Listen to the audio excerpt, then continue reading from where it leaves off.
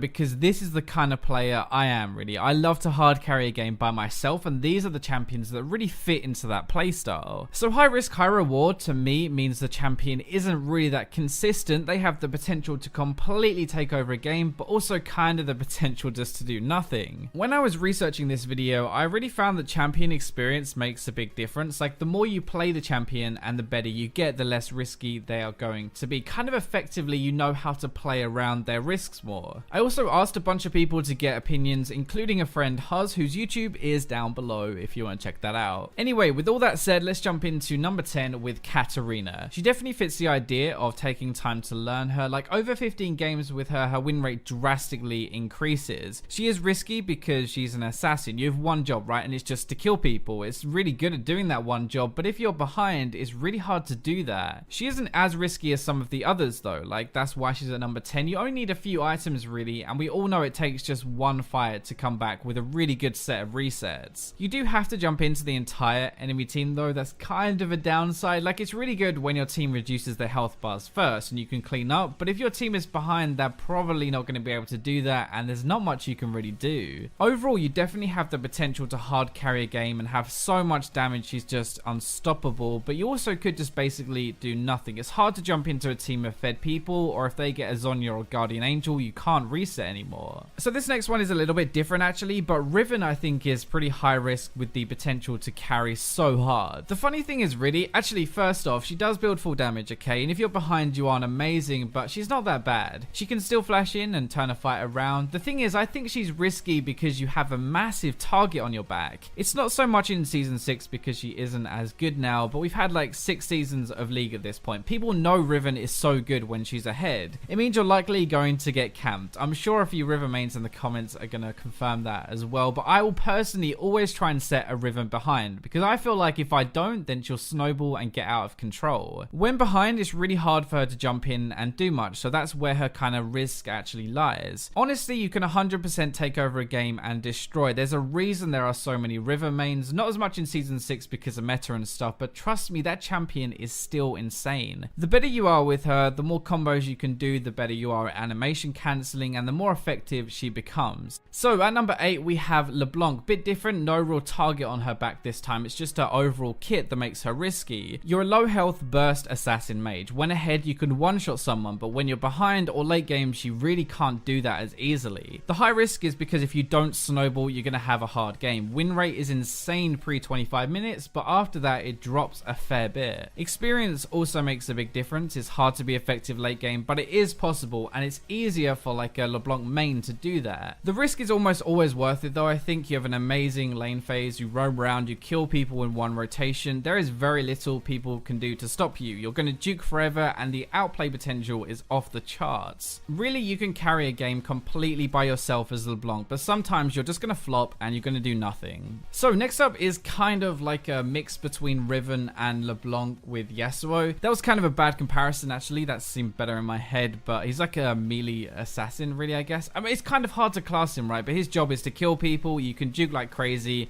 and whatever, I'm gonna say it's a mix of both anyway. So you have that high risk because he needs items to do anything, and if you fall behind you'll basically do nothing. You're obviously melee as well, more easily punished, you have to get closer, your lane phase is pretty weak, and you need good conditions to fight, an activator for your ultimate or time to charge it up. Now with all of that said, Yasuo actually can come back pretty easily. If you farm well and you get some items, then you can outplay and you can basically kill everything. Win rate again is almost a straight line up, so the more you play him, the more you should win. I'm sure we've all seen the 0-10 Yasuo or the 10-0 ones. There is that kind of element of they normally do really well or really badly. Some games they carry hard and some just be dead weight. For some reason as well, in my games, I mean, they're pretty much all dead weight, and I have no idea why that is, but that is another story. The last one before we hit our top 5 is going to be Diana. Most mages are ranged, right? They're low health, they stay at the back kind of thing. Well, Diana doesn't really get that option. She has to go in. She only has that one mode. You dive in and you kill people, people, and it revolves around a one-shot burst, and if you can't do that, then you're screwed. The problem also is if your team is behind, then you have very little follow-up, plus diving into a fed enemy team is really not going to end well. You don't really have poke, so it is just a risky playstyle. You get behind and you can't do much. The potential is definitely there to completely take over a game though and dump on everyone. You one-shot people and you're tanky enough to survive as well. There's no real need to build full offense, so you get like a Bissell and a Zhonya's. There is one thing that doesn't really fit as much with the others, and that is the more you play her, the more you win idea. It kind of makes sense because it's not really very hard to do the combo. You can either one-shot someone or you can't. There's no in between. The win rate does decrease over time as well though, like normal, so you actually need to end early before people build up their defense and your base damage falls off. So let's get into our top 5 now with Vayne to kick it off. I said at the start, right, I love this playstyle and that's why I mained Vayne for a long time. The potential is there to just go off and carry an entire game. You outplay, you stealth around and damage to kill anything. The problem is, a lot like Riven actually, you have this massive target on your back. Everybody is going to focus you. They're going to camp your lane and they're going to dive you in team fights. Now unlike Riven though, and why she's like higher up in this list is because her lane phase kind of sucks really. You can get punished really hard and get set behind quite a bit. It's opposite to a lot of these earlier game picks as well. Vayne's win rate is awful before 30 minutes. You actually need to last quite a while before you start doing any work. I actually think it's quite risky to rely on your team to survive while you power up in the game. They could all just get stomped and there's nothing you can do, but the good side is you can actually win lane and there's not as much pressure to do anything as you're going to carry later. Some games you are just going to get rolled over and lose really hard. Others you'll do average and you'll carry later, and some you'll just get ahead in lane and completely stomp. If you think about it, this is also kind of what attracts people to play her in the first place. You know how even if people don't main AD and they're not a good AD player, they play Vayne and just feed? Well, it probably starts with these sick montages that show off her potential. Now, number 4 is the clown that nobody is ever happy to see, Shaco, whatever you want to call him. I honestly don't think you get much more early game than this guy. It is an exaggeration that he's only good early, but it's kind of true. You have to gank and do stuff early into the game. He is really good at that early phase though, and then super good late game again. The middle bit is kind of rubbish unless you're ahead. Your farm and clear speed and stuff is kind of average really. That's the definition of a risky pick really that you want to snowball with. The potential is there to just gank over and over. You don't see him much at the moment, but he is one of the best gankers in the entire game really. One thing that's definitely underrated is how much damage he can output with a full set of items. Seriously, he can like one-shot the AD carry with a backstab and a few crits. This guy can carry so hard, harder than most. He has a pretty bad team fight. That's kind of why you want to end early into the game, and he is like an assassin but in the jungle. Now that's not the best idea ever because junglers are low income, so he needs to get kills to get gold and get items or he's useless. As with all of these top 10 videos, I want you to try and guess the top 3 and see if you get them right. I'm going to have a look through, but no cheating. So, number 3, the bronze medal is Rengar. Kind of a similar deal to Shaco actually. I think he has even more problems which make him riskier, but he can also carry harder. If you have a really good early game, you have more damage from items, you have more kills, and it's a very easy game. The risk is that you're flying into the enemy team to do damage, right? And if you aren't fed, then you're going to struggle to kill them, and you have no real utility either.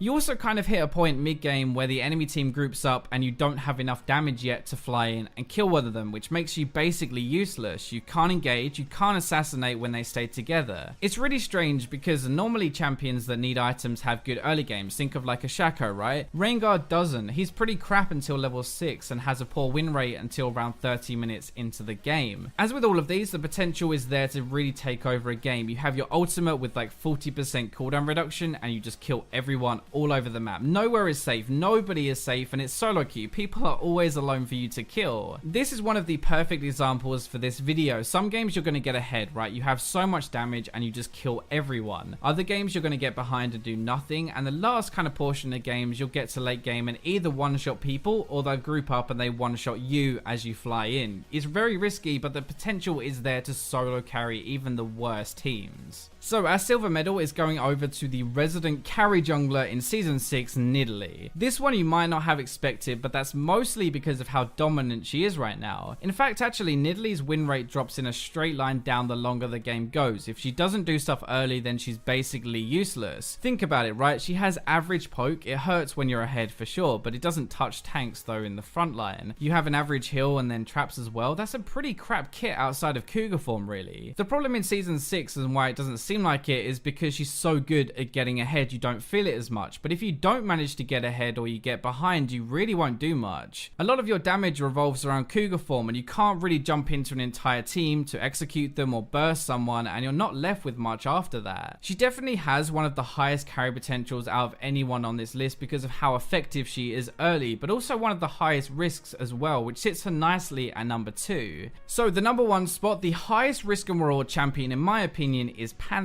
Very similar to Nidalee, right? Win rate decreases the longer the game goes on. We'll cover the risk parts first because there's a lot of them. If you get behind, it's basically lights out, honestly. Your ultimate is an amazing roaming tool. It's good early in the lane phase, but basically it's useless otherwise. You have no utility. I mean, you have a stun, okay, I guess, but the rest is pure damage and the stun doesn't even last that long. You really do just need to get ahead, otherwise he can't really do anything. Your job is to kill people. If you're behind, you can't do that. The last one, and probably the biggest one, is that once you reach teamfights, you really don't do that much unless you just have too much damage to deal with. That's a really big ticking clock to get a lead before. There obviously has to be rewards, otherwise he wouldn't be on this video, right, though? So he does have insane damage. He's very, very hard to deal with. Amazing roam to push that lead into the rest of the map as well, which can just like completely win a game. He does snowball really hard. He has a lot of damage early into the game, and that can just easily transition into a win. The difference between him and Nidalee really is that I think he's higher risk, but he's also easier to carry with too, which kind of gives him a bit more reward. You just click W